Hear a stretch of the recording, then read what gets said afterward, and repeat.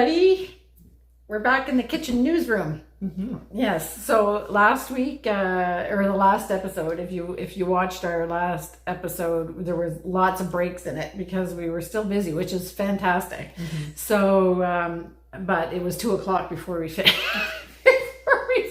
Which is good. Yeah. And actually, the editing wasn't that bad because it seems like we might have learned a few things over the years. So, anyway, welcome everybody. This is episode 183 of the Fleece and Harmony Woolcast. And if you're watching this on the day that it's published, it's October 3rd.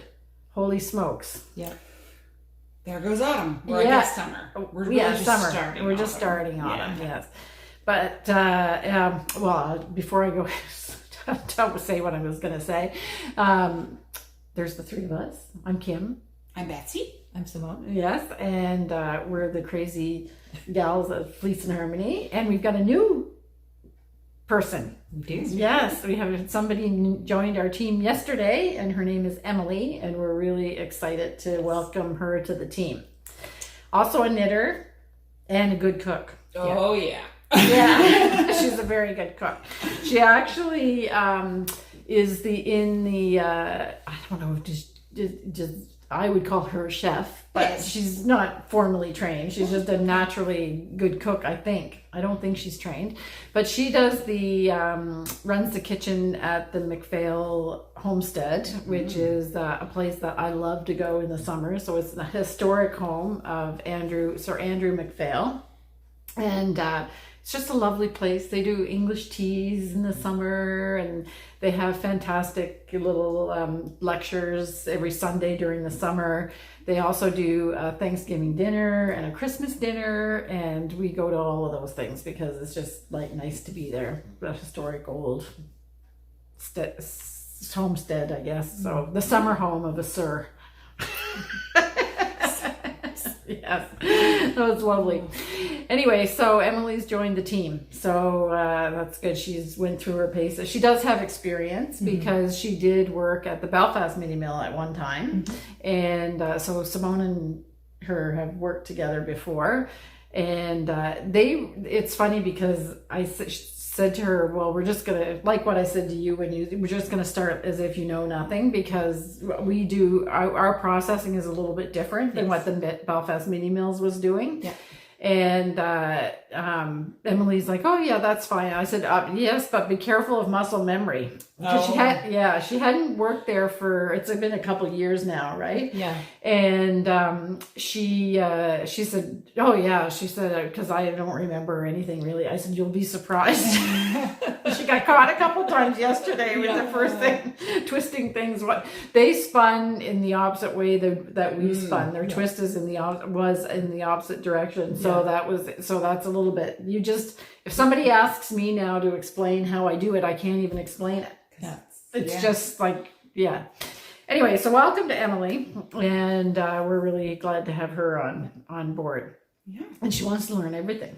Yay. So she wants to look at dyeing too. Yeah, that's exciting. Yeah, that's very. So exciting. That'll be a really big help for our production. Yeah, because Kim and I really don't want to do any dyeing. Yeah, I just say nope. Yeah, and I don't mind, but it's not really my favorite thing. Yeah. No. So. Anyway, it seems like accounting is my favorite thing right now. Not really. Oh. It's just where my time is being spent, which is and getting ready for the Fibre Festival. Mm-hmm. So, anyway, I still have the start. It's killing me. What? You didn't give your whole where we are. Oh, okay. I can't think anything else. My dying injury. Looking for sympathy. Anything else till she puts me in my place. All right. Well, where are we? I don't know. We're in the newsroom kitchen in the farmhouse on the Harmony Meadow Farm, which is next door to Fleece and Harmony Woolen Mill in Belfast, Prince Edward Island.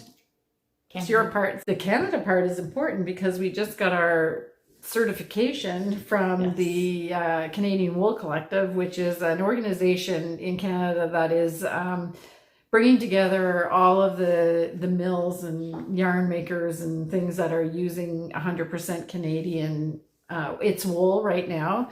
They will expand for blends, yarns that are blends, but you'll notice on your labels when you order your yarns that are 100% wool, like this Selkirk worsted, the Aran, signature Aran, Wild Winds is 100% wool. So on all of those labels, you'll be able to see the little certification. So we're really proud about that. And really proud that Canada has that kind of little, it's kind of like the stamp of approval, I would say. So you can be, it's quite the process actually.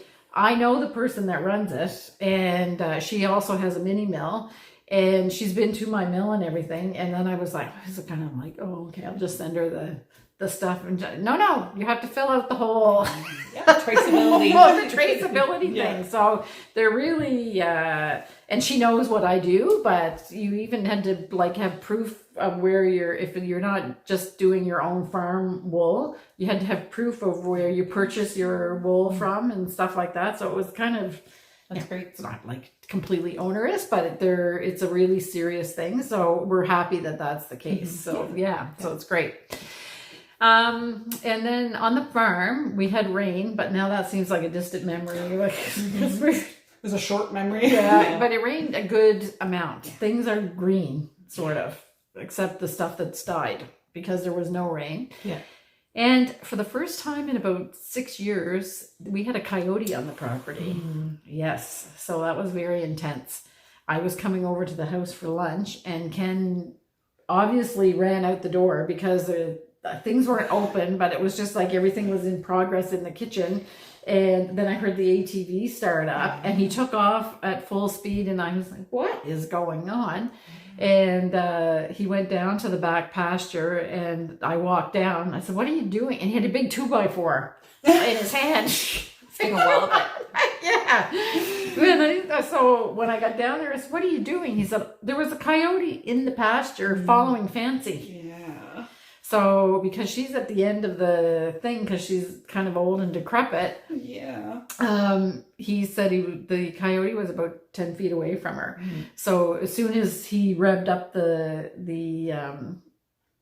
I think he got kind of close to it. So it's hard because we keep our fences really hot, so that we knock on wood, we don't usually have problems with predators. But they don't work as efficiently when the ground is dry because they need to be grounded. And I had started watering the grounding rods to try to keep it as wet as possible. But Ken had to go around, and he had to cut every little blade of grass. And there was a couple branches that had gone on the wires and stuff like that. And we got the juice up to 8,000 volts again, and so we haven't seen anything, but we're keeping the sheep in at night now, so just in case.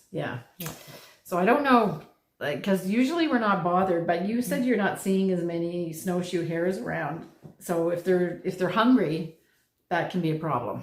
Especially as we head into winter. And unfortunately it's one of those cycles that works best when it's left alone, so they have to go through that hungry spell, otherwise they have a ton of little coyotes. So they really it's a kind of a fascinating cycle that they have, isn't it? Because they really are tied with their prey, which is usually snowshoe hares. And they reproduce as quickly as they can, but when there's not enough food, they'll have really, really small litters or no litters at all, right? And they did they learned some of this a little bit the hard way when they were trying to do some human controlling of it. Culling, and they realized it didn't work so well. So if you cull, then the next year you get double the litters. The great thing about it, I think we maybe talked about it before, but I was doing some reading, and the good thing about it is basically they're also tied to their territory. They will only fill as much as the territory can support. Which will then again start the cycle. So because we're on an island, there is a limited option of territory. And my understanding is on PEI they've pretty much maxed it out at this point. So our numbers don't actually change all that much. And then that's good, because if they have a memory of getting their nose on one of our fences, then they'll remember that. Like, we don't even know with Vinny, our dog, I think he swished his tail against the fence at one point. He won't even go down in the area where it happened. So it's he wasn't hurt. We just let a little yelp about. And I get hit at the fence all the time because I just put my leg over it. I don't. Some days I doesn't seem to bother Kim. No, I can feel it, but I'm not Ken won't even touch it. Like he won't even. Yeah. So if it's at 4,000, and we're not, I forget it's not 8,000 volts like the electric chair or whatever. No. It's the AC and DC is the difference. I think one will kill you, and the other one the amperage and the voltage. Yeah, is that what it is? Okay. It sounds like, how much do I show? I know. Yeah. It's different. It's 8,000 volts, but it's not the one that will set you back on the ground or whatever. However, it does give you a little bit of you can feel it. A little bit of a zap. Yeah, so I'm good up to 4,000. She knows. Yeah. So if I think it's weak and I put my hand on it, I know it's kind of like 4 is the threshold between a kind of mild tingle and a shock. So I go like this. It's not more than 3. But when I have my rubber boots on and I swing my leg over the elastic gate that the horses are, and I get a snap somewhere, and then I with my rubber boots and I can feel it, then I know it's over 6. Yeah. Anyway. Oh, the human tester. Yeah, exactly. So anyway, the tester wasn't working, and Ken said, "Well, I don't know what it is because it's not working." I said, 3.5.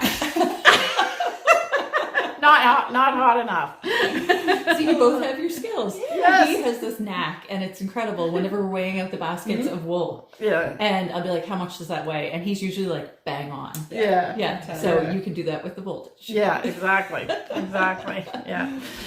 Anyway, so that's that, but we haven't seen it again. So that's good news. He probably, and we can see, like, they have to crawl. We also have the wires spaced at a certain distance so that they'd have to get in underneath it. And we did find a little bit of a patch where it was there was like a little bit of a gully in the field, so we blocked that as well. So now if they want to get in, they're going to touch a hot wire. So and then it seems to work, but we'll keep the sheep in at night anyway. We keep looking this way because that's where they are. Yeah. He was in here making lunch, and he probably just glanced out the window. It was pure luck that he saw it, because we have buildings in front of that pasture, and it just so happened he looked, and the sheep were all moving as a flock, with Fancy coming behind, and he said, "What's behind her? That's not a sheep." Yeah, so that's when he took off and left everything in the. Anyway, so that's it. So I think that's it for the farm update. So the shop update is just to remind you that if you're coming to the Fibre Festival and you think you want sweater quantities, then you need to order them before, because already Betsy. So we ran out of wool 2 weeks ago or 3 weeks ago for about a week. I think it was that we were really like, we didn't have any, we couldn't process, because the farmer that we buy most of our wool from just pushed back his shearing 3 weeks, and it really messed us up because we have a really tight schedule. We have a tight schedule, and the production really follows, that you need the wool for the production. So we got wool a week ago, so we're going like crazy, but literally Betsy puts out a batch in the store and the next customer buys it. Or I make a batch, I pack it up for orders that are already purchased and ready to go, and I take like 2 skeins and I say, "Kim, I have a small offering for the shop." And sock takes longer to make, and so the sock shelf was, for the first time ever, the last which one was it, I think it was Midway. Yes. The last bright orange skein, and the cupboards were bare. They said, "Oh, well, where's your sock yarn?" And then they're looking at the trite sweater that I did made out of sock. Well, I want to make that. And there was one lonely midway skein, which is like a really bright orange, left for a couple days, but even that went. Yeah. And the cupboards were bare. Great pair of socks. Yeah. Maybe not quite a whole sweater. No, I know. Anyway, so we're getting there. It's starting to fill up a little bit, but people that have come in we've had a lot of podcast or Woolcast watchers coming in over the last couple of weeks, and I was like, okay, we're dyeing it for them if they want something particular, but the cupboards are a little bit bare. Getting better though. Yeah. So, but we're also putting aside for the Fibre Festival. Yes. So, anyway, so if you want a sweater quantity of a certain color, and you want to pick it up at the Fibre Festival, you're better to order it ahead of time, and we'll make sure that we have it for you. I don't think there's something going on with the local pickup. So when you're you have to take out your shipping address and then click social pickup. Do a local pickup. Social pickup. No. Yes. Chat. Yeah. Local pickup, but sometimes it changes the price of what you pay. And I think it has to do with the taxation because we have HST here. And if you're in the US and you're doing that, I think it converts it back to Canadian dollars when you do local pickup. So I had a customer say that the price was higher.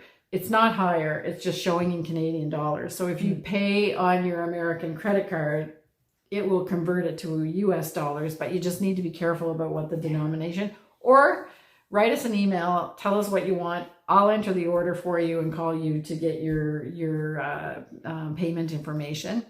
And if it doesn't work and you placed an order and you want it to pick up and we still have a shipping address there, then you need to write us an email and tell us that you want it as local pickup, and we'll fix it on the back end. Yeah. And because I can't guarantee sweater quantities any more than one of some colors when we get to the festival at this point. Yeah. Because time's ticking. Yeah. But we have lots of other stuff coming for the Fibre Festival. So it's not like we weren't spinning anything when we ran out of our regular Selkirk worsted wool. We have spun a bunch of special batches that we're going to bring at the Fibre Festival. Yeah. And maybe we'll tease that in the next episode a little bit. Yeah. But you can't pre-order them. Nope. Yeah. You're going to have to come to the... So Simone, the next thing on the agenda is the NIM Teasdale knit-along. Yes. Okay, go. So we're just trucking along. Some people have started a second project. Oh. Yes, they're really keen. Yeah. And lots of activity in the Ravelry threads. It's great seeing what everybody's making, what they're using for yarns, the colors. Very inspiring, and lots of people cheering each other on. It's a really good atmosphere, and it's a very fun knit along. So if you have been kind of on the fence, there's still lots of time. Jump right in there. There's tons, 155 patterns now, I think, because she just added a few more. Oh, really? Yeah. Oh, wow. Okay. Yeah. There's a new pattern out for a hood with little ears. Oh, yes. Yeah. Yes. We said that. No, yes. Fun. I know you're itching to make that one, aren't you? So much. You've mentioned it twice now. So there's lots of time, and there's a huge variety. So there should be something there for just about everyone. Mm-hmm. Yeah. So jump in and have some fun with us. And it's really nice to see all the project. Everybody's doing something different. There's a few Lothloriens because of yours. Yeah. Do you want to show yours?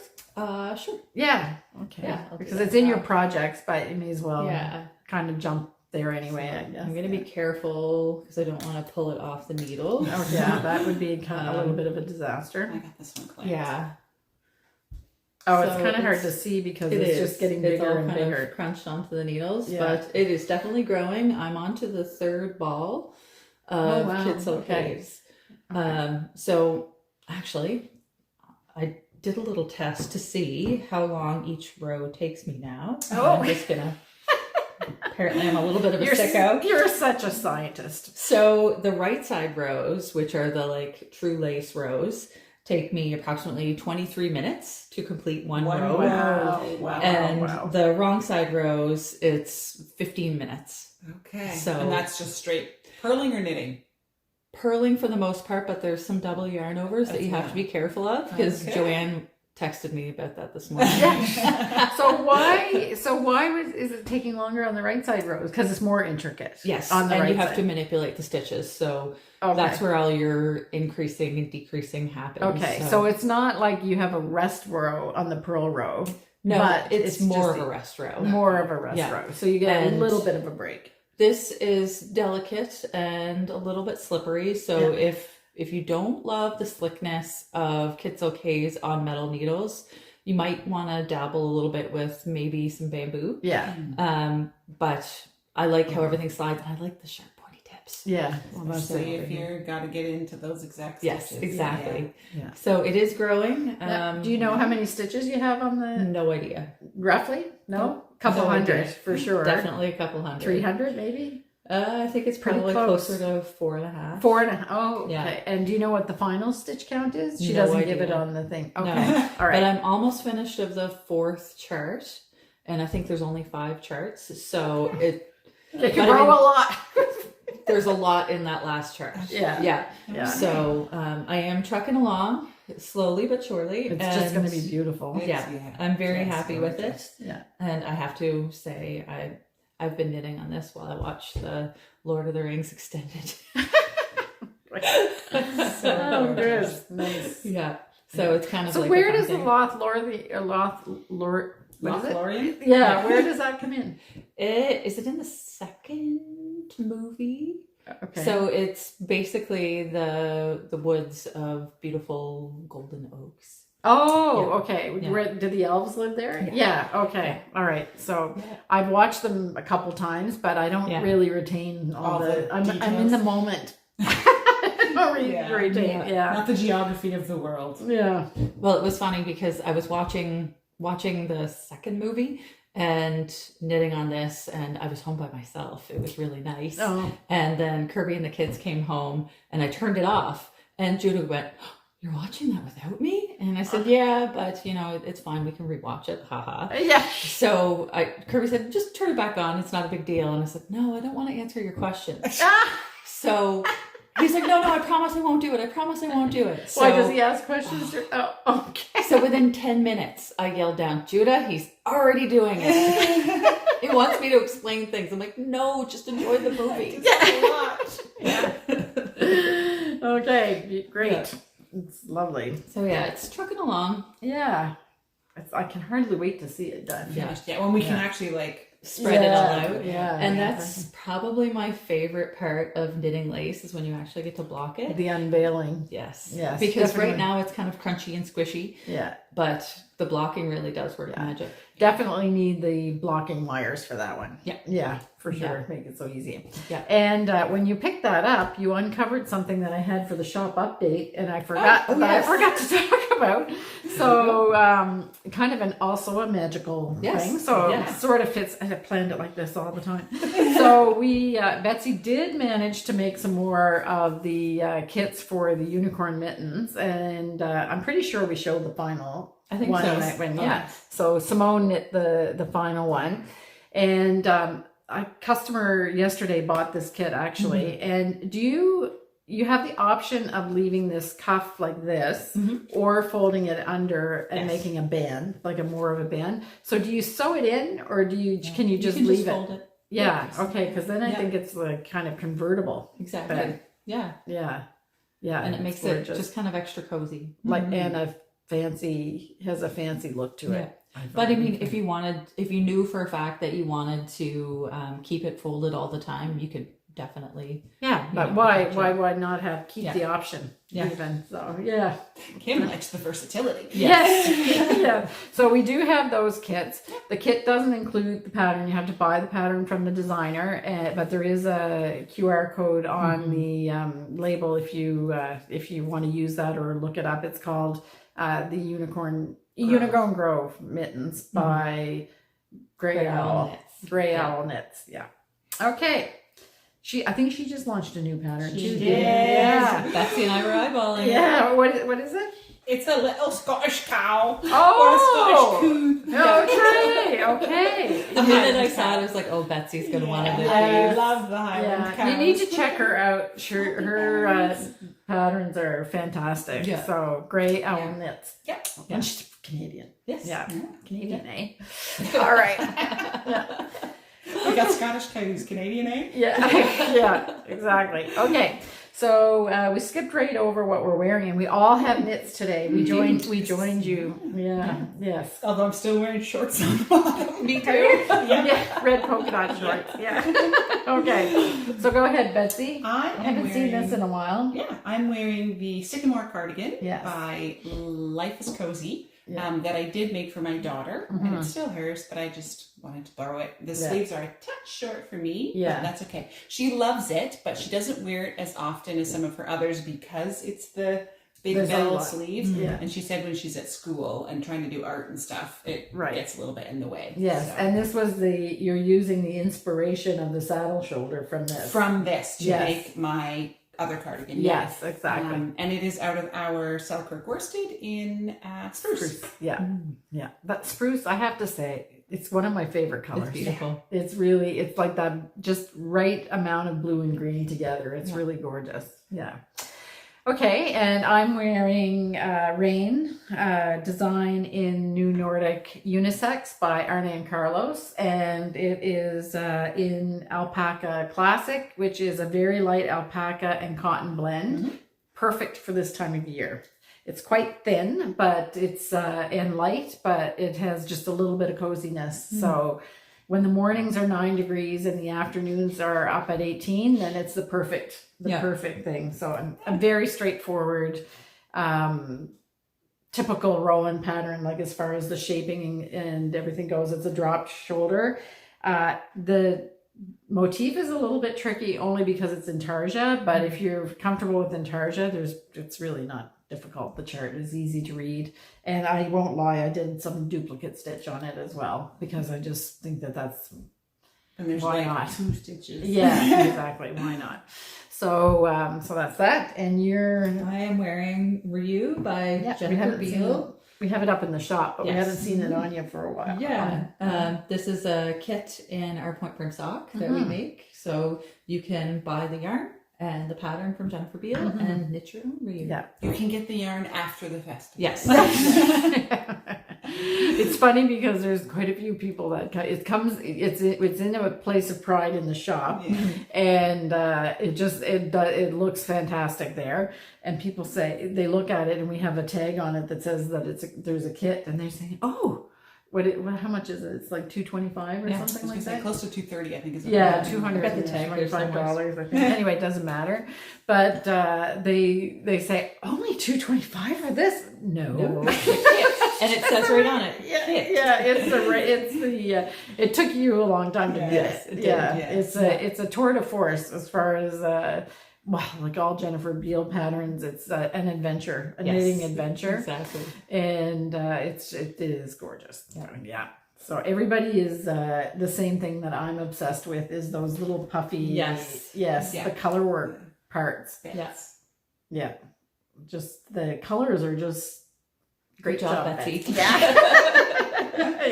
Exactly. Stained glass windows. Yes, exactly. We have a game at home called Sagrada, which is based on stained glass windows, and that looks like the cover of the box. Cool. Oh, wow. Yeah. Do they make a game out of it for everything? Pretty much.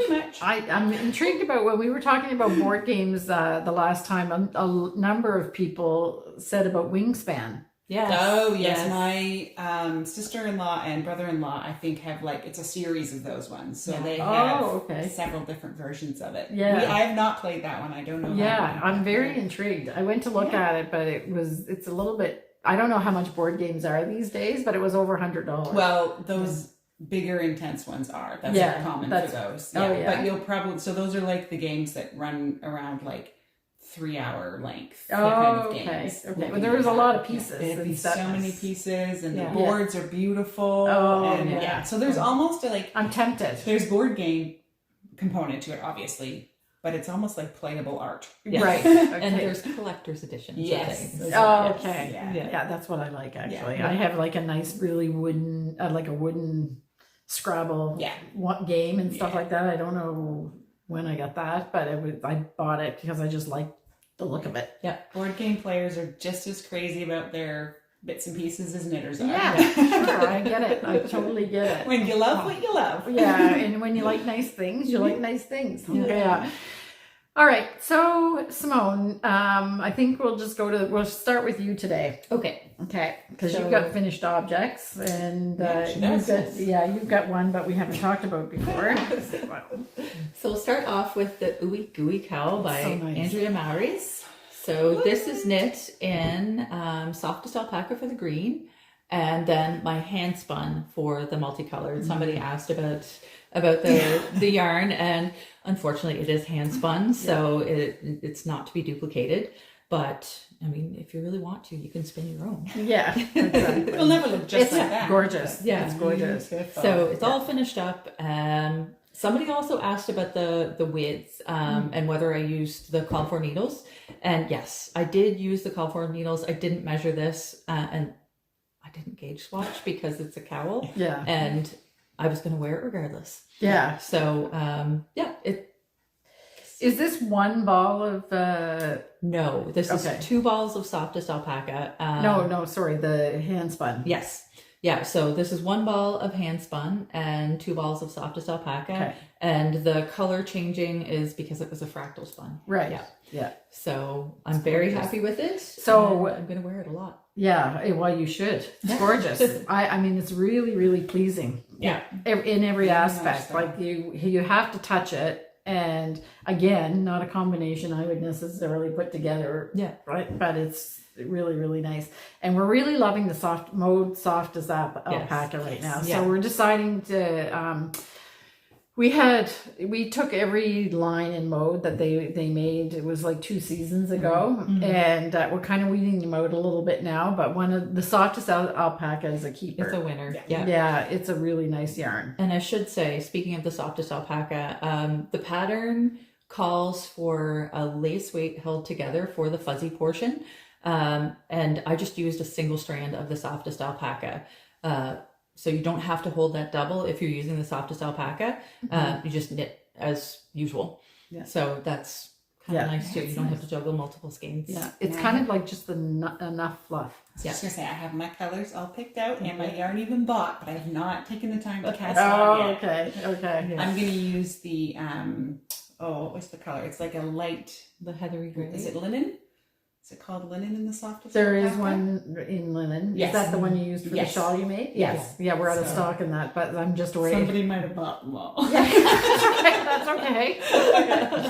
I'm actually doing a Rowan order. I've been doing it for 3 days because I'm really doing a good job of making sure that I have everything that I need. Yeah. So I have to, and that's why I know it was linen because it was at 0. Yeah. Yeah. I'm gonna order up on that one. If I'm It's taking pretty- this many, I might as well just take the rest. Yeah, exactly. Yeah. And this, I have to say, made me kind of hungry because it makes me think of saltwater taffy. Yes. Yeah. But you know what? You know that I've been struggling with what I'm going to do with my hand spun, and I got all those purpley colors and stuff like that. There's a navy softest alpaca, and I bet you that those colors, because they kind of go, but they don't really go. Yeah. So it might be perfect for that. Yes. Yeah. Okay. That or another project that we're going to talk about later. Oh, okay. Okay. Yeah. All right. Oh, yes, not I right know now. which one. Yes. All right. So, and because Lovely. we're talking about spinning, Let's just repeat. That's the Ooey Gooey Cowl by Andrea Mowry. Yes. Okay. Yeah. And because we're talking about spinning, I'm going to show my spinning now. Is that the mushroom one? It is. This is Oh Mushroom my Hunt by goodness. Bramble Ridge. Oh. And it is a Massum, and I know I have a theme. Massum and BFL, and of course it's a 2-ply fractal because I can't help myself. Yeah.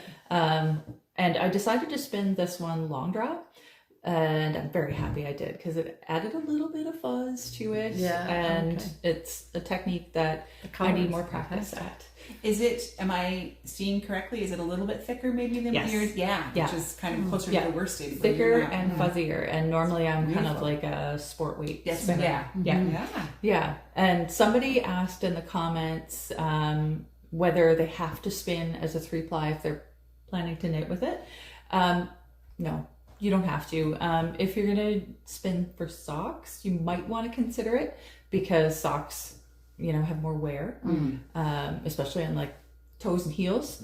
But if you're just going to knit everyday things or like a shawl, things like that, you can leave it as a single if you feel like it. Yeah, you rarely do 3-ply.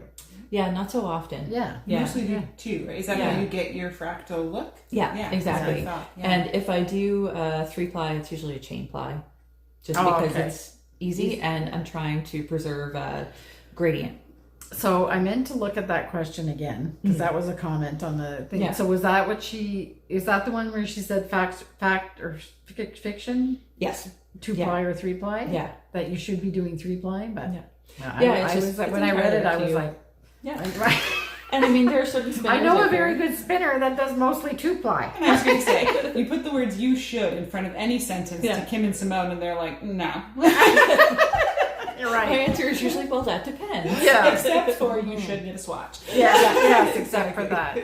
Yes. So it's really a choose your own adventure thing. So you can spin it whatever way you want. Sue Smith, our friend from Paisley Defender, she does a lot of singles and she knits a lot of shawls and things like that, and even crochets like little blanket squares with singles, and they hold up perfectly. Okay. So it's just Because once it's knit in, like the knitted stitch itself gives some significant structure. It does. So as long as you're not like with socks walking on it, yeah. then And another thing just to keep in mind as well is with the singles, if you choose that route, you might have more pilling just because it's not as twisted. Right. So that's just something to keep in mind. So if it's Unless you have something a very long fiber. if it's something that's going to see a lot of wear, you might just want to be a little bit careful. But other than that, you can play fast and loose with the rules. Yeah. And find what works for you. Would that be the same idea as using?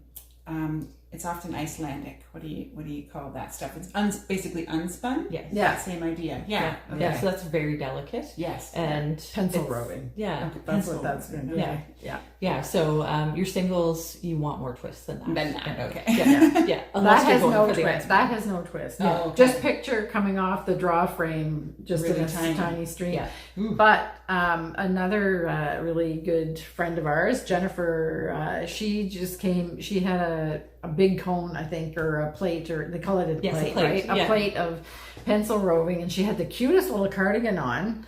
And I was like, what one is this? And she'd been talking about this pencil roving that she had. It was like sweet. She knit with it. Yeah. She said, I'm not going to lie. You need to be a little bit, You have but to be it was, careful. once it's knit up, it just looks like any other yarn. Yeah. Cool. Yeah. Because It you're tends all to be light though. Very, very light. Yes. Are you putting like just enough twist into it as you knit to kind of make it stay together? Either that or a lot of times designers will hold it with itself, like double. Oh, double. Okay. Or they'll hold it with a strand of Kitzel K's or some sort of mohair that makes, because to even give if it you a hold little it, bit durability. yeah, if you was gonna say if you're holding it double, your fibers that we're all laying side by side with that second piece now is just gonna offset enough to so that you're kind of never coming to the end of all of the fibers at the same time.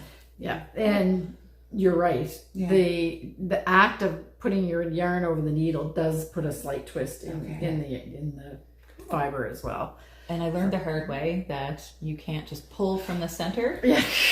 of the plate like you do with a center pull ball. Yeah. Because it breaks, but Yeah. because it's 100% wool, it's very easy to reattach and keep going. I've never knit with it, but my impression is it's you have to be aware of what you're doing, but it's not that precious that you're gonna be breaking it every 5 seconds. No, Like okay. it's sturdier than you would think. Yes. Yes. Okay. Yeah. Great.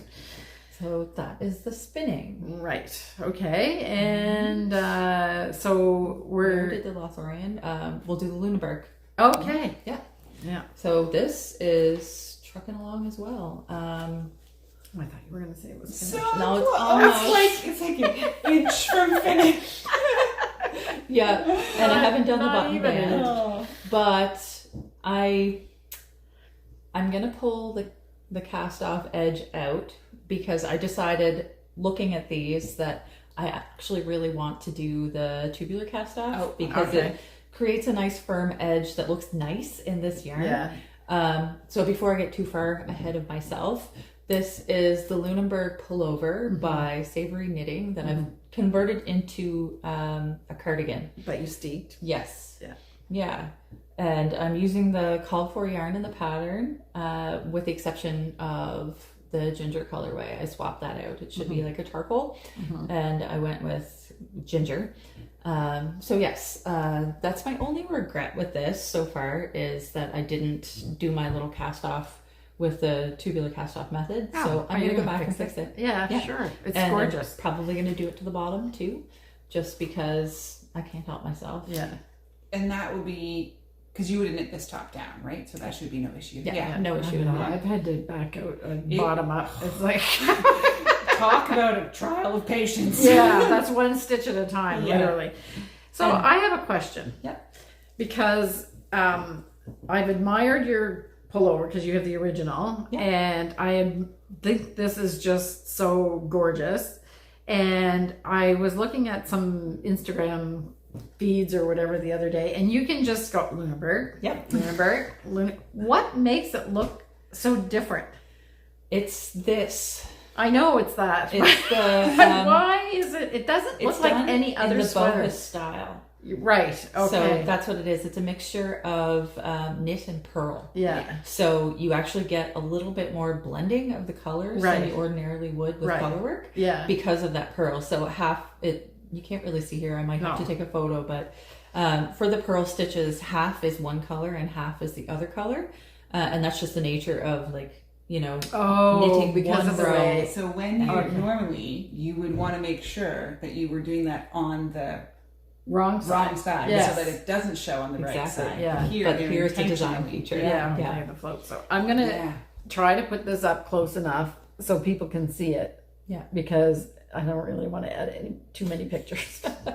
That's just such a cool idea on the designer's part, Yeah. right? To take something that we usually hide or make sure we don't have Yeah. show and actually turn it into a feature of Right. the garment. It's Right. really cool. But it is so distinctive. Yes. You can pick it. I think because the bohos ones are mostly done in Angora, I Yeah. think too, right? Yeah. So it makes it even a little bit softer. Yeah. But it's so, knitting is amazing. It really Because it's just a little thing, but you can pick them out in a crowd. Like I was looking at, because there's lots of pictures of different fiber festivals and stuff that are happening, and you can just go, okay, there it is, there it is, Yeah. there, it's everywhere. Yeah. Yeah. So It's like when a designer finds their signature, right? Yeah. Like there's a Yeah. few designers you can usually pick out what's theirs. Yes. I think Andrea Mowry would be another one that you Yeah. can Jennifer usually Beale, zone. for sure. Jennifer Beale. Yeah, you can Jennifer zone in. Steingast. Yes. Yeah. You just kind of like they find whatever it is that is their style. Yeah. That makes it it so cool. Makes them unique.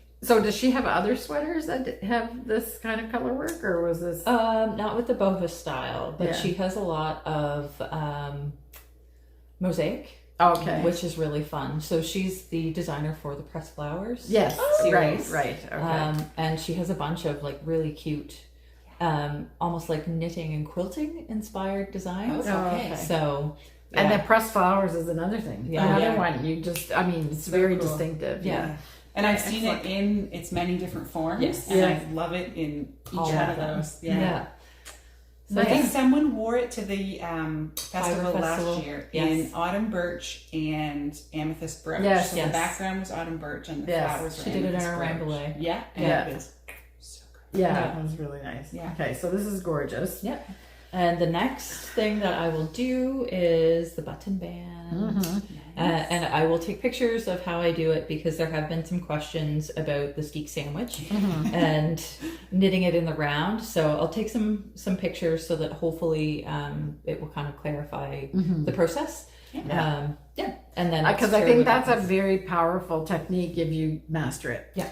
Well, it just takes, for me, I think it's going to take all the stress out of what do I do to hide this rough steek edge? Yeah. Because I don't love that part of steeking is how to make it disappear. Yeah. And I mean, if you don't want to do the steak sandwich, you can always put some nice ribbon over that, which is lovely. Yeah. But I tend to like a firmer button band on my sweaters. So the steak sandwich is nice in certain cases because it gets rid of any potential for floppiness with the button band. It's so a nice finish. Yeah, nice and sturdy. Yeah, exactly. Would it be kind of equivalent to, I know a lot of folks, and I desperately want to try it, but haven't got to it yet, the double knit button band, same idea, just to give it some more so heft to it. If you remember the button band on my chestnut cardigan, that's what we're talking about. Nice. Yeah, so everything is closed up inside that little sandwich, so you don't have to mess with the ends at all. And so when you come up to the top, what are you doing to finish the outer?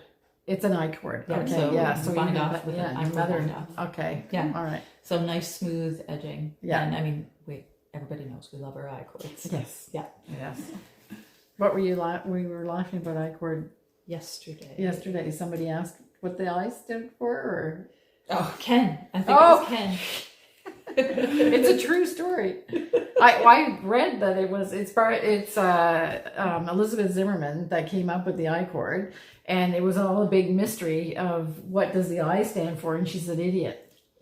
Not because you're an idiot, but any idiot can do it. Because it's so simple. It was one of those things that's so simple but so impressive. Yes. It's impressive in its simplicity. Yes. So I don't know if that's true or not, but I think it's funny because why would it be called I-cord? Yeah. Like a whatever. I love it. I know. It is. You can do it in crochet too. I was just watching somebody do an I-cord in crochet.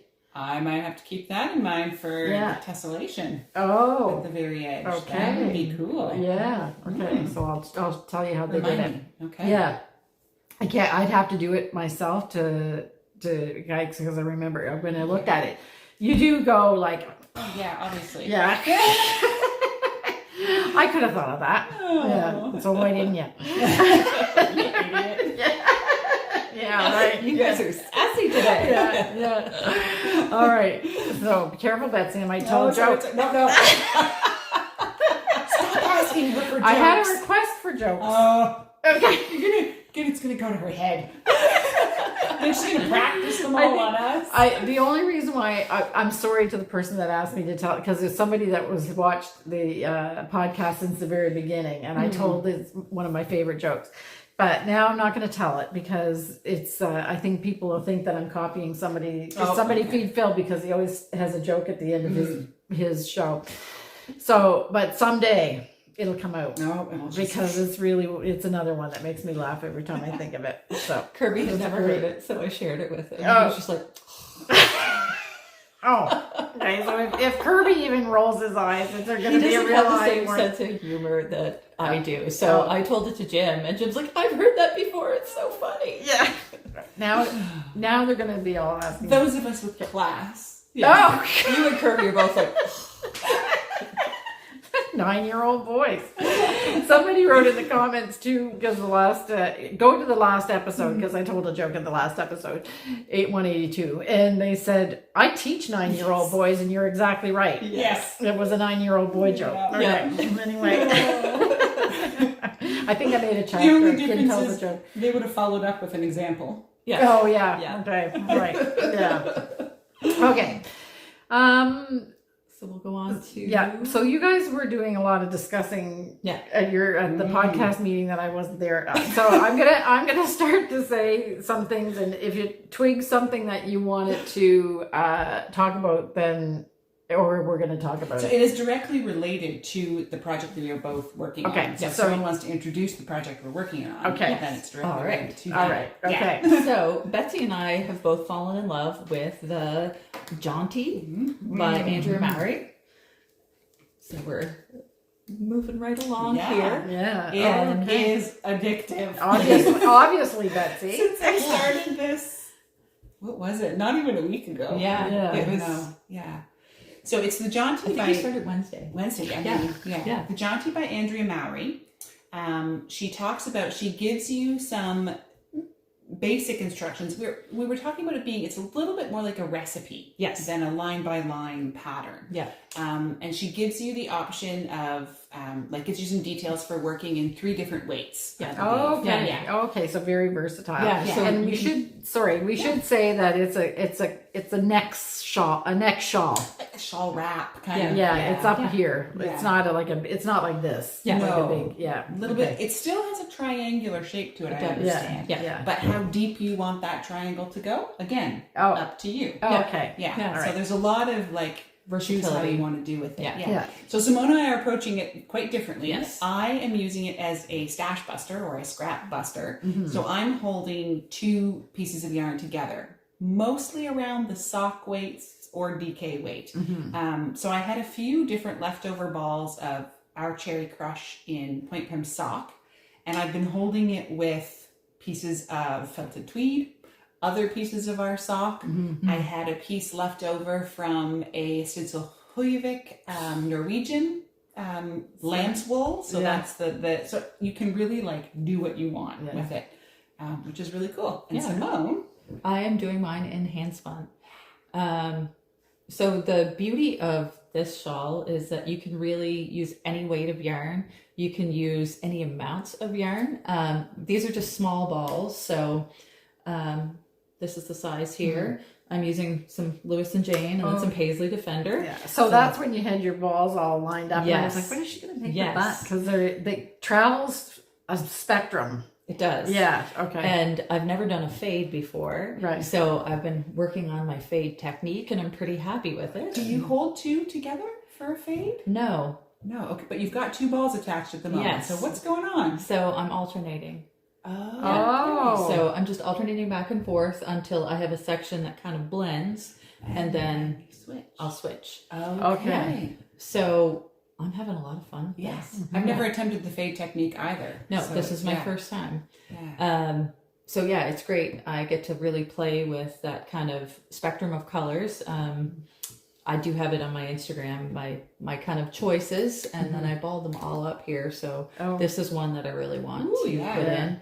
And then of course this one. Okay. So I see how it goes towards that. This thing, is yeah. the part of the fun and what makes it so addictive. For me, it's just oh, I've used up that one. Now I want to use up that one. Yeah. And same idea, right? It's almost like the colors push you forward because They you want to see absolutely what's going to do. happen next. Yeah. So you just get so I just want to see what the next one's going to look like. So you'll see mine has just started to shift. So the other half of mine, I'm not quite at the halfway mark. So the cool thing about the pattern, you get to a certain point that you decide is your halfway mark, and then you switch to decreases instead of increases.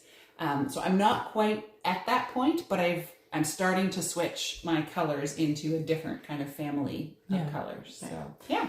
So Simone, the reason why I'm studying this like this is that Simone has this in the shop. So this is her shop knitting. project. So when we're waiting on customers, but they want time to browse or whatever.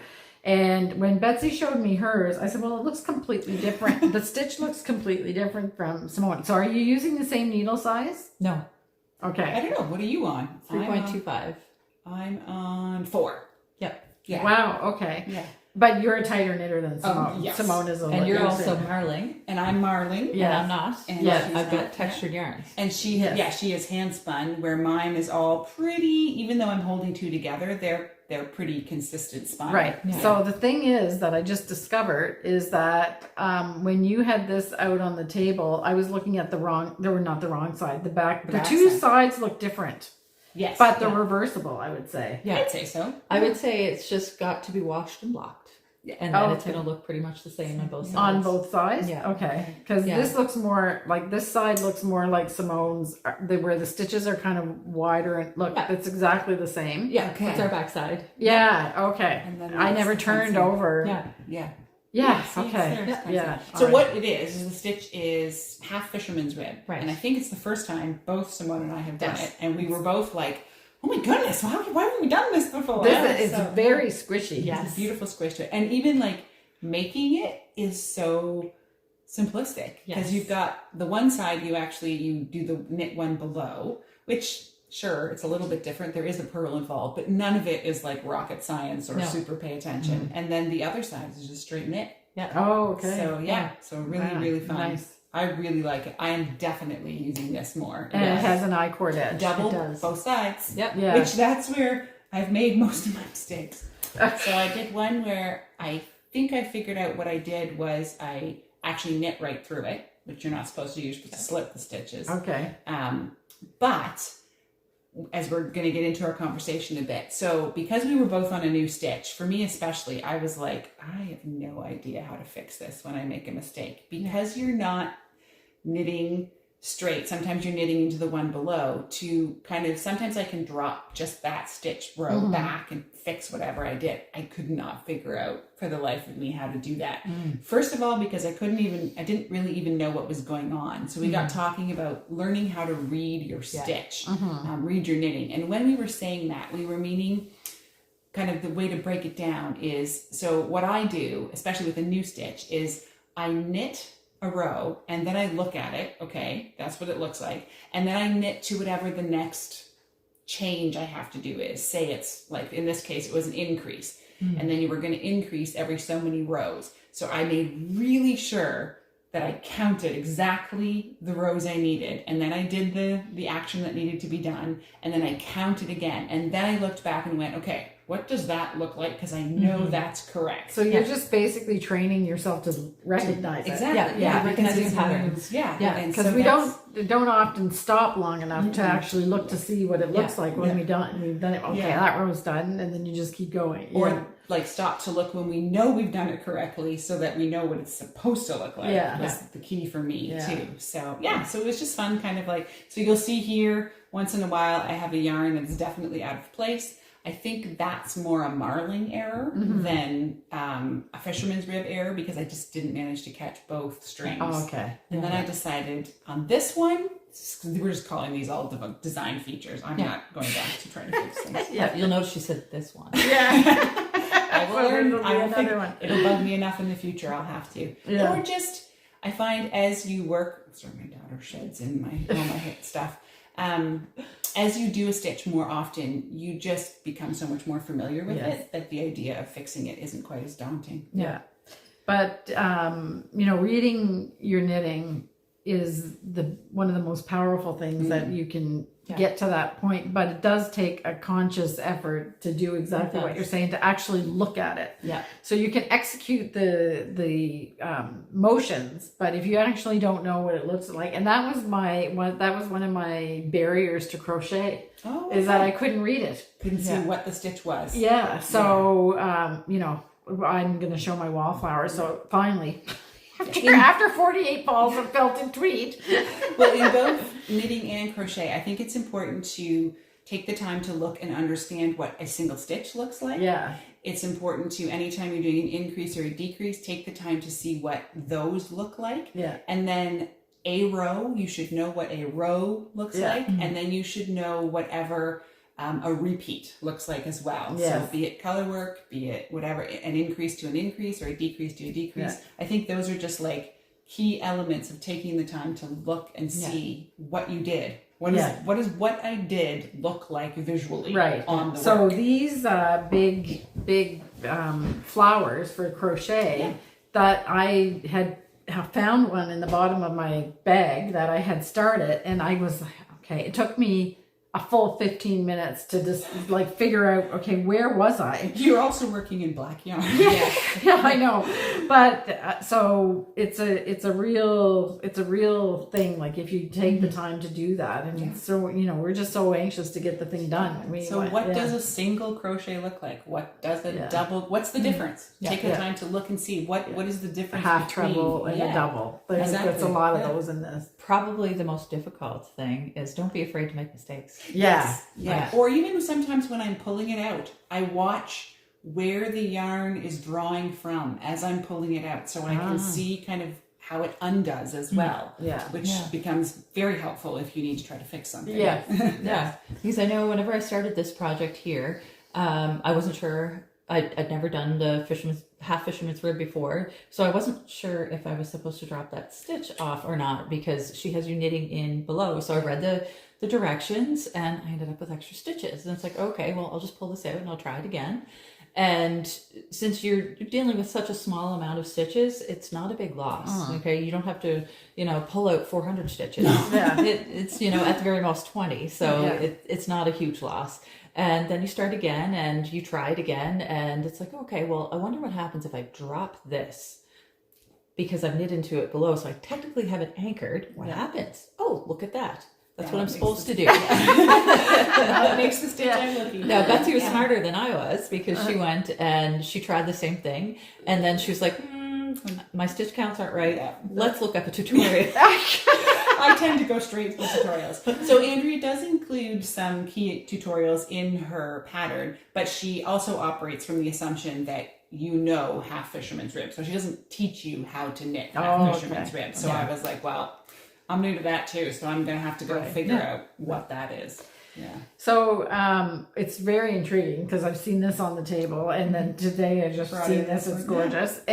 But what I like about this I have never seen half fisherman's rib either, is that it really does let the subtleties of the yarn shine. So in your case, you have sparkle in this, and when you just look at it closely, it was you need something not too tight and restraining. So this is a very cushy, open kind of stitch. So it's a perfect stitch for that. If I were to change mine, I think I would even go up another needle size. I feel like it's still a bit stiff. It at least started to flop when I first started. This was like, I'm like, why is this sticking straight out? Now, I also am very, very familiar with our point prim sock. And I know that it will relax and it will widen.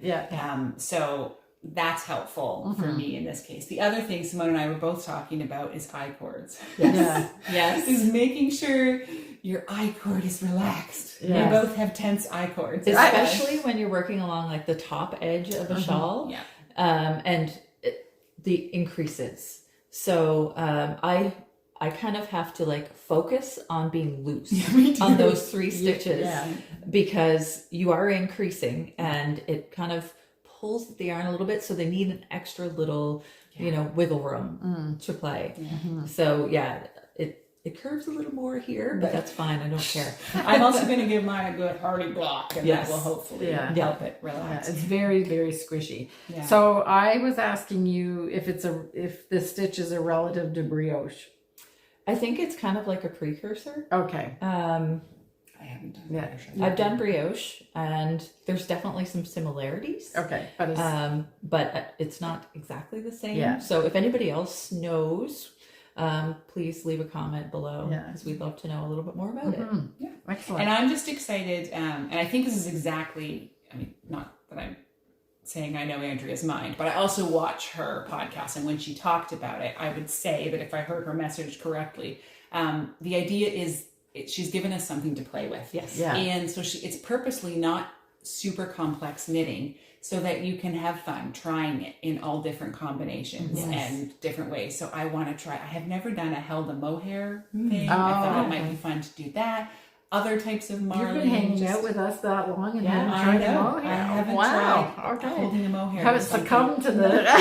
And that was another thing too we were going to talk about, is the modifications. So if you wanted like a skinnier, narrower kind of shawl or wrap, you would do the increases less often, but keep track. And if you wanted to make it more of a triangle, like, you know, your typical shawls, you increase more often and just keep track of that so that you know how to mirror it on the other side. Because whenever it comes to the decreases, you have to do them at the same rate. Yes. Oh, yeah. Cool. But it's a simplistic pattern. It's easy to get to know like when you need to decrease. So you just increase the rate or decrease the rate and it will change the shape of your shawl. Cool. And not that I necessarily believe in masculine or feminine knitting, but I would say this stitch to me is very unisex. So if you've got someone in your life who doesn't want a lot of cables and lace and deckers, which I do, then he definitely took a look at this and he was like, oh, that looks a lot like a certain crocheted one I'd made for him, which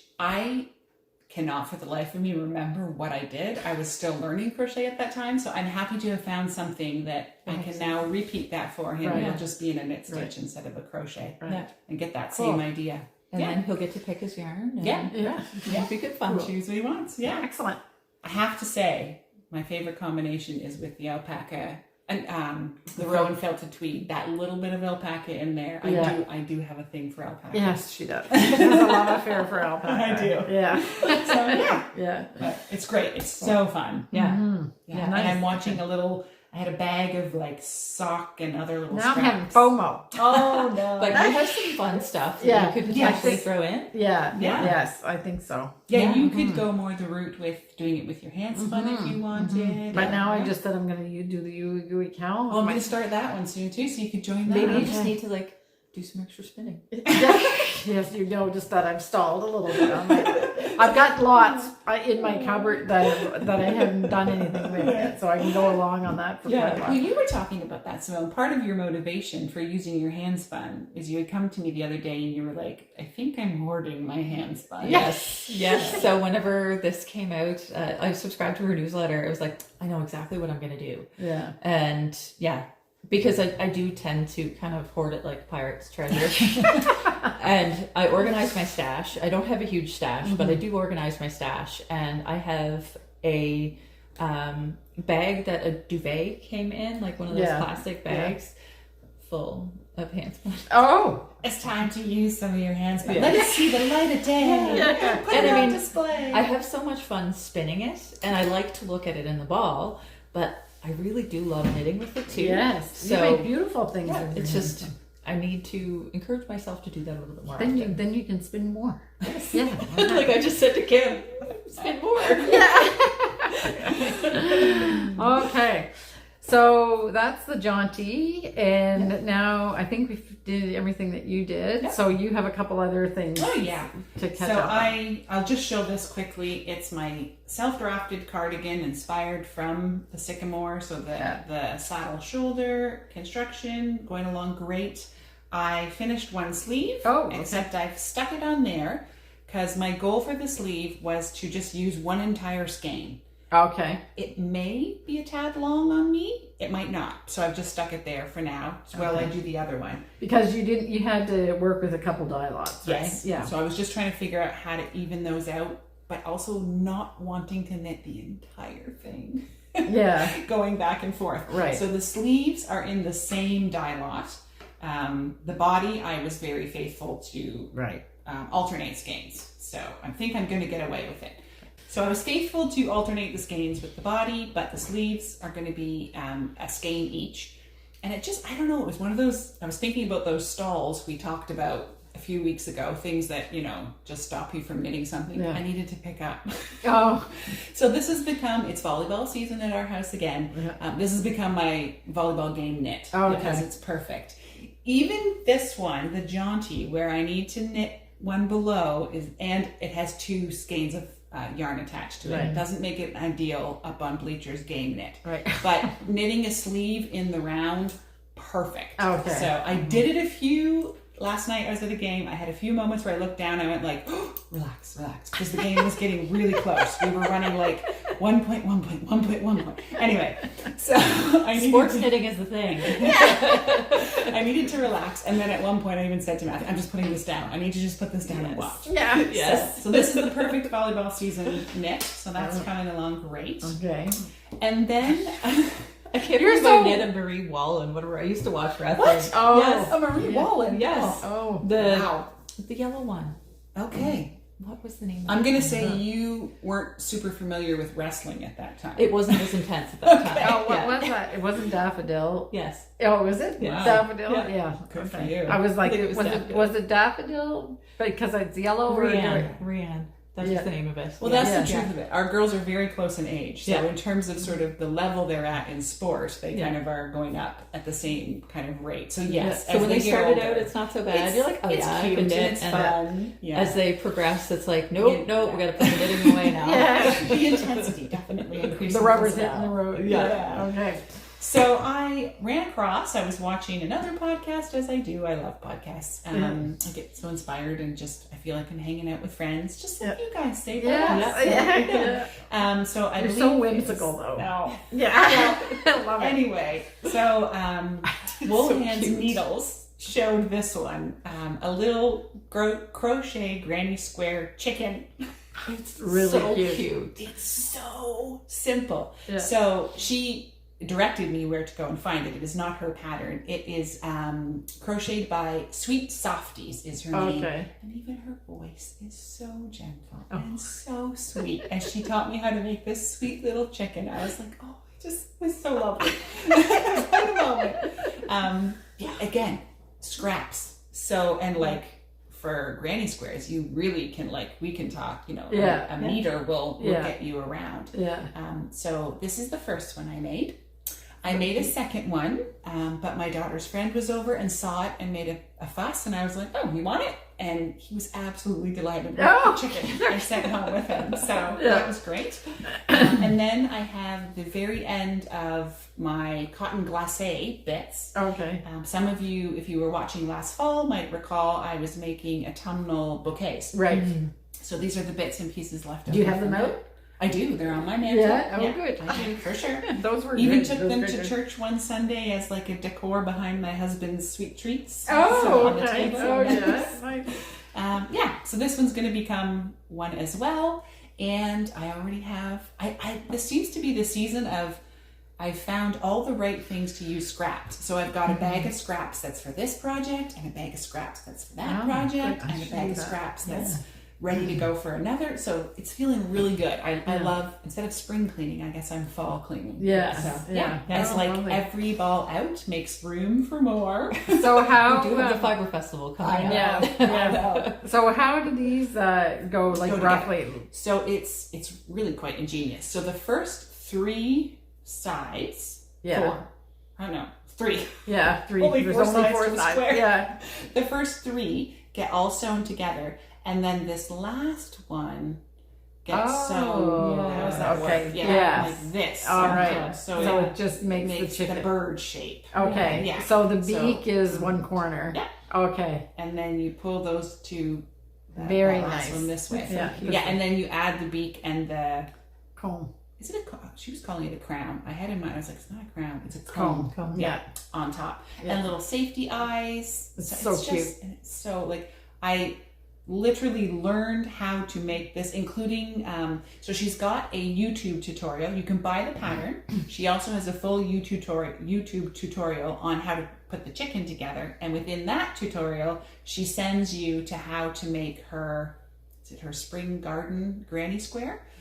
So the whole thing, watching all of those videos, following the pattern all in one night. Oh wow. Yeah. Okay. Now, I am an experienced crocheter, Yes. so if you're actually learning how to crochet, it's going to take you a little longer. Yeah. Yeah. But someone who only has to hear the instructions. Oh, that was a little chipmunk just went shooting across. It's Chippy the squirrel. Oh, I'm not sure where he's living. what he's up to. But he's visiting Yeah. every day and driving the animals crazy. It's got a very cute little bushy tail. Yes. So- he's well fed by the looks of it. You don't want an underfed squirrel hanging out. No. We'll just remind him But not just to have hang to out make at sure that the Simone's cat house. doesn't get out. Yeah. Yeah. Yes. Yes, you do. And the dog is obsessed. And he goes, so I can tell you exactly where he travels. So Chippy lives in, I think, the chestnut tree down there, but he has no qualms about going to the apple tree. And then he goes over to, I think it's a yellow birch or whatever that's in the other thing, and he's got a trail, and the dog has his nose right to the ground the whole way, and he teases the dog.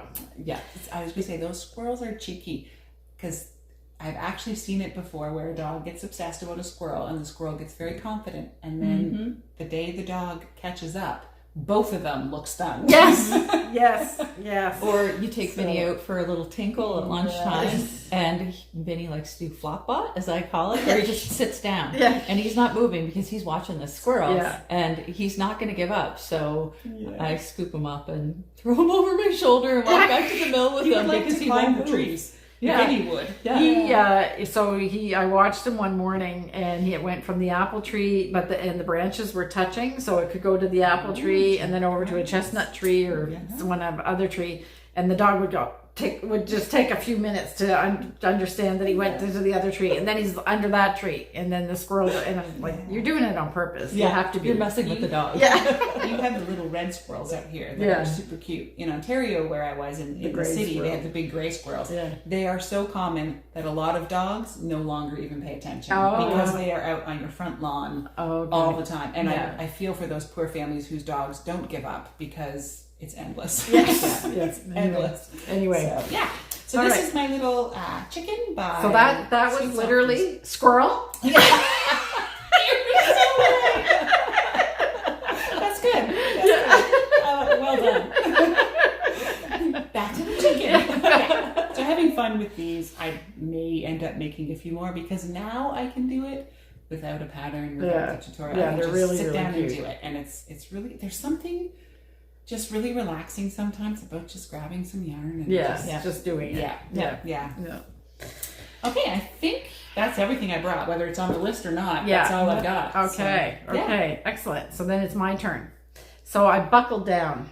Oh, yes. I'm doing the wallflowers, and I'm getting it done. So here's my little, I have a baggie with a stash. That sounds so bad. With a stash of the inside circles. So Betsy, I'm following you're definitely right. The production method is what you have to do for this part. Yeah, exactly. And so that's the first 24. Now I'm working on the next 44, and then after that there's another one, I think it's 48 of another one, and everything. So this is the wallflower blanket that most of you have seen, and I've updated the Kasu is starting, I have this right, she's starting another session in Wallflowers. She's just opened up her class for the Ogees for actual registration. She had a waiting list before that. So there's a link down in the description if you want to join those things. And I think she just started another Homage to the Granny Square as well. Okay. So she's got, they start October 7th. So you can join in. I'm still doing it. So you guys and I'm still doing the tessellation. But I think, like you, I've decided October is going to be buckle down month. Yeah. October for us starts tomorrow. We're already into it when you guys are watching. So hopefully I'll have stuck to my word. Yes, exactly. So here's these corners were I know you from when you. I don't even remember. It was a while. Well, I was like studying the schematic, like I burned a hole in it with my eyes, and I'm like, okay, I think I'm gonna get this on the right place. And then I sewed it up. I sewed it. You're supposed to join as you go, but it's so big now that that's kind of unwieldy, like to be moving the whole blanket around. So I decided I would just put these 3 corner pieces together and then attach them to the blanket. So I'm studying the schematic, and I said, okay, I can do it. And I put it on, and then I look it up where the thing's going. It's on the wrong place. And I'm like, I can't even figure out why it's wrong, but I know it's wrong because it leaves space for hexies in between, and I had this big bubbly thing that didn't match. Like a hexagon. So I don't know. It's kind of because you attach them slightly different in each corner, like the 2 opposing corners. The angle is slightly different. And I at first, yes, I understand, because it goes like goes. Yes, each one is square, right? So square off. So it goes towards each other, and then it goes towards each other on the other side, and it's in a different place. So if you're not looking at the right corner of your schematic, you get it on wrong. Yeah. Twice maybe. But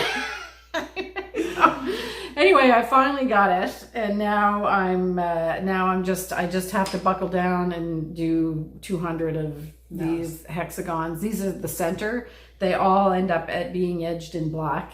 So it's a little bit, I have to have good light to do it. I remember the flowers, but I must have done like a buckle down and gotten some sort of zone, because I don't even remember putting those in. There was in like lesson 6. Okay. There was a time when she says, if you have extra time and you just want to do hexies, she gives you 50 hexies to do. And if you did it, because I remember, because I was like, oh, what a show off. She's going to do the 50 extra hexies.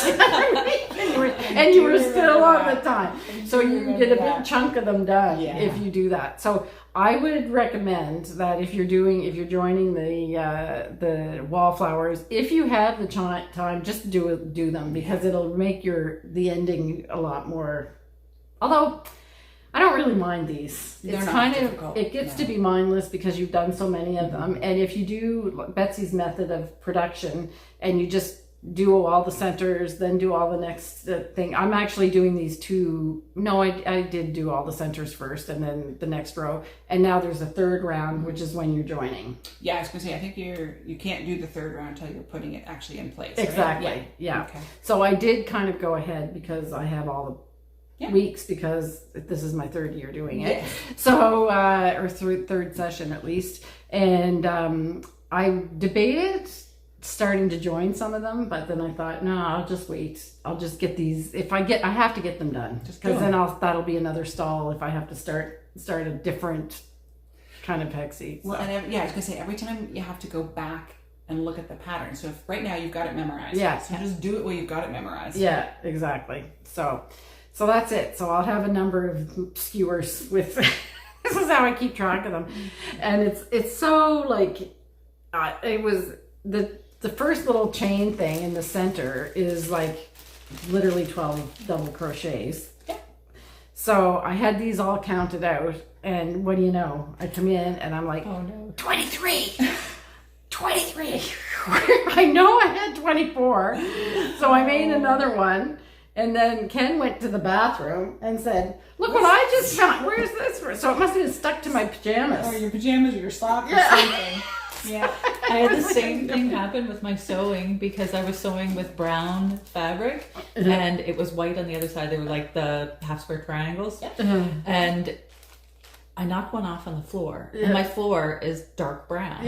So I was like, I have one. How do I have one? They don't come as a single one, because you cut these two squares in half.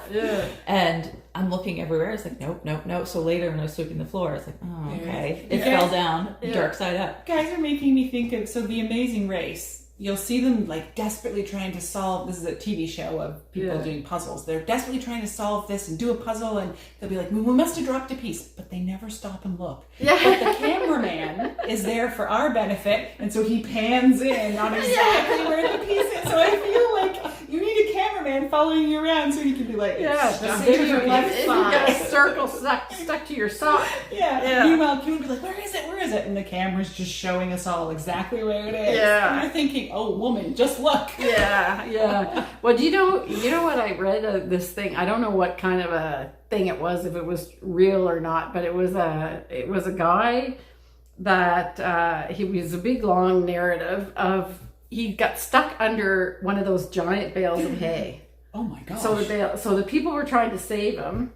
And so I don't know if it's, but I don't know if it's just like a fiction story because of the lesson at the end of it. But anyway, he was stuck under there, and he could hear the people talking, saying, how are we going to push this off of him? We can't push it out. And he's like, cut the strings. Right, just let it. Cut the strings. And then time goes by, they go get another 3 guys to come and try to take this big, because you can get, I've never seen them until I moved here, but these huge big bales. And he's like, just cut the string. Just cut it, but they can't hear him because he's under, and it's true. It's like the simplest thing would have just, and it would have all fallen apart. So anyway, I don't know if it was a lesson about thinking outside the box. Exactly. Or outside the bale. Or stopping for a second just to really, okay, let's think about this. Yeah. Anyway, so that's that. So it's coming, Olivia. It's coming. You'll have it in no time. And then I'll do my homage to the granny square because I literally have 2 squares left to do and then joining them. So that's it. I'm getting those done. Oh no. Okay. I gotta get my competitive mode on. Okay. She can't finish both hers before I get my tessellation done. Yeah, that's always a good motivator for Miss Betsy. It used to work. It's not so great anymore. Yeah, no. I'm losing my the drive. Yeah. My biggest drive. Yeah. So, all right. So I think that's it. I have no idea. I'm not showing the you can do it sweater because I put that aside for this week and I'm doing these things. So I did finish the sleeves up to the next part and I'm ready to just count how many decreases I have to do for the raglan and that's it. So we're on the home run for that. All right, or on the way home or whatever. Home stretch. That's it, right? So there's not really much. I'm just laughing at Kim trying to use her sports analogy. Yeah, I'm so sportsy. Not at all. So the Fibre Festival is October 23rd to the 25th. I'm just going to talk about Fleece and Harmony for the Fibre Festival. So if you want to, like I said, if you think you're going to want sweater quantities at the Fibre Festival, we're bringing our yarns this time. So Rowan will be available in the store still. A lot of you come and visit the store while you're here at the Fibre Festival, and if you want something in Rowan, the same thing. We're happy to bring it to you. If you want to purchase a Rowan item and you know what you want, we're happy. You can order it online and we're happy to bring it to you. But we won't be taking Rowan as a full display. Yeah. It'll all be we're featuring and proud of all of our own yarns for this time. And then that leaves us with the harmony part. I have no idea what it's going to be, but I'll find something. Yeah, the way he moves, it's not very relaxing, but we'll find. You might need slow-mo for that. Yeah, exactly. We'll find something that's nice and peaceful and put some beautiful music behind it. And with that, we'll wish you a lovely 2 weeks. And I guess the 2 weeks time, 14, 17. Oh, it'll be right before the Fibre Festival. Mm-hmm. Okay. Our hair might be on fire, but well, yeah. By that time, I know how fast hair goes. It doesn't really go on fire; it's just gone. Yeah, exactly. Your eyebrows, especially. Eyelashes. Speaking from my come back. Oh, right. Okay, so have a great 2 weeks and enjoy the harmony part, and we'll see you in 2 weeks' time. Bye.